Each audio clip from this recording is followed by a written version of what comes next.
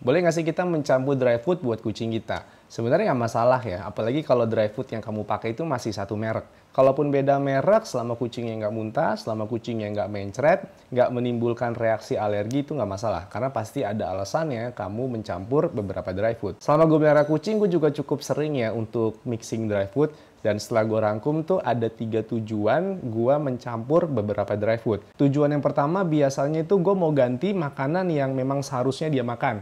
Tapi kucing itu nggak suka. Kayak misalnya gue punya kucing Maine Coon, gue mau ganti makanan yang khusus untuk Maine Coon, tapi ternyata kucing gue tuh nggak suka dry food khusus Maine Coon itu.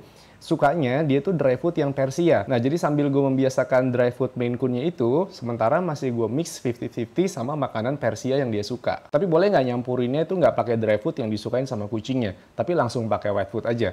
Sebenarnya sih nggak masalah ya, selama habis dicampur itu kucingnya itu langsung dihabisin. Soalnya kalau nggak dihabisin, dry food yang udah dicampur wet food itu akan lebih cepat disemutin. Gue pribadi sih nggak merekomendasikan dry food dicampur wet food, karena biasanya tujuan kita untuk nyampurin dry food dan wet food kan biar dia tuh makan dry foodnya. Kita tuh pengen kucingnya tuh suka sama dry foodnya itu. Artinya kalau kita campurin terus sama wet food, dia tujuannya tuh sebenarnya wet foodnya.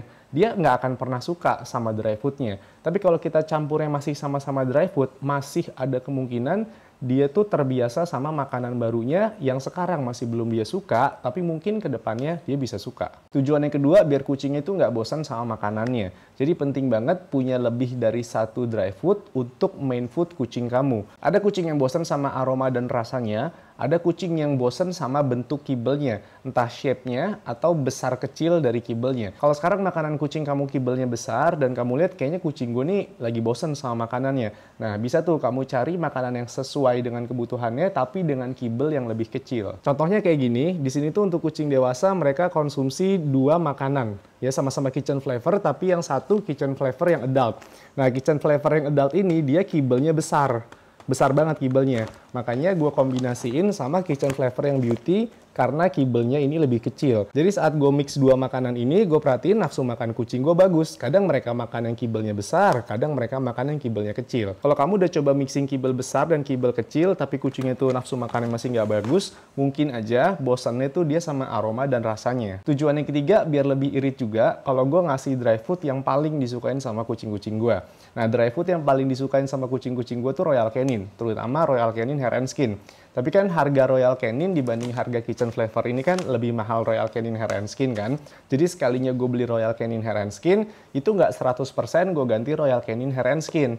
Ininya sekitar 70%, Royal Canin Hair and Skin-nya sekitar 30%. Jadi dengan gue mixing 70% kitchen flavor, 30% Royal Canin, itu tetap dapat manfaat dari Royal Canin Hair and Skin-nya itu ya, walaupun nggak maksimal. Aromanya, walaupun cuma 30%, itu meningkatkan nafsu makan kucing gue juga. Karena mereka suka banget sama aroma Royal Canin. Kalau kucing-kucing gue dikasih 100% Royal Canin Hair and Skin, mereka secara gramasi makannya juga akan lebih banyak dibanding pakai yang ini. Jadi akan jauh lebih boros kalau gue pakai 100% Royal Canin Hair and Skin.